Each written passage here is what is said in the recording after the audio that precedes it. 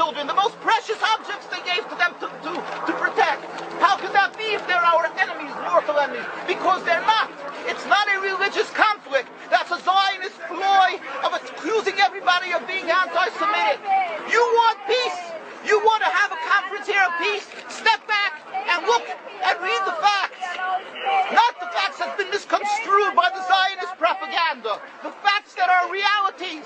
The facts on the ground. How we've been living for hundreds of years in Yemen, in Morocco, in Tunisia, in Palestine, in Egypt. What Arab land have not Jewish people been living together with Muslims without any human rights groups? Tell me what land the Jews did not live in harmony with the Muslims. In Iran, we have over 25,000 Jews there, thank God. Why? Because this is not a religious conflict. It's purely because of a political movement, a relatively new movement, which is antithetical, contradictory to the Jewish religion of thousands of years. Judaism is spirituality, a religion of compassion to emulate God. Zionism must be created 100 years ago by atheists, people who abhorred religion, who wanted to transform Judaism from religion to nationality, to a purely materialistic base, godless in its essence. That is not Judaism, and they have no right to use the name of Israel. They've usurped our name, they've stolen our symbols, and they've stolen our identity. And they are causing death and destruction, year in and year out. For over 50 years, death and bloodshed has not stopped because of a pure ideological belief called Zionism. They sacrifice on their idol bodies, human beings, hearts, souls. They rent, they've destructed houses, they've destructed people's lives. What can we do about this? Let's step back and think. There is a solution with God's help. If we would put away the politics, then we could know that we've been living and coexisting together. We most profusely apologize to the Muslims, to the Arabs, what has been done to them.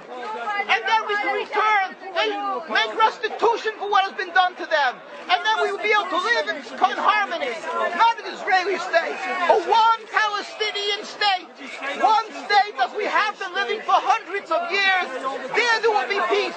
And you will see that this 50 years has been a nightmare, a mirage, and nothing to do. Pure fear-mongering, that's what Zionism does. It's panic, going into a theater and yelling, fire, fire, that's what Zionists do. We've been living with the Muslims. We've been living, yes, Ahmadinejad keeps on stating that he does not want to harm the Jews, but the Zionists keep on antagonizing them. Of course you don't, because you have an agenda. You want to further Zionism. You want enemies. You want enemies in order to be able to say you're protecting the Jews. We don't want enemies. We want to live in peace.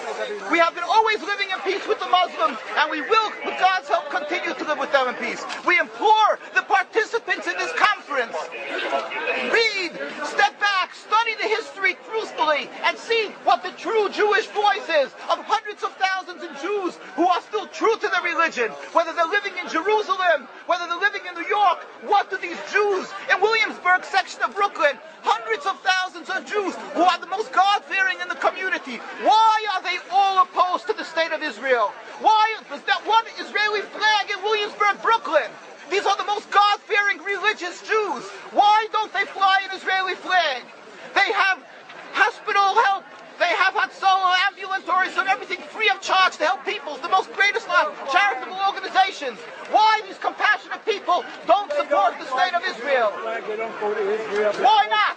Because they don't like Israel. Why not? Because they're self-hating Jews? They're trying to build a Jewish state. Why? Are they fools? Are they fools? The reason is simply because they fear God. And I know why. You don't know why, and I know why. Because they're God-fearing. And God forbid us to have a state. We are in exile by God. We decree exile. And we are forbidden to oppress the people. We are forbidden to oppress the Palestinian people and steal their houses. That is what Judaism says. Thou shalt not steal. Thou shalt not kill. We have no right to the rule over the land of Palestine. This is what Judaism says, not what these robbers say. It's what the real Jews say.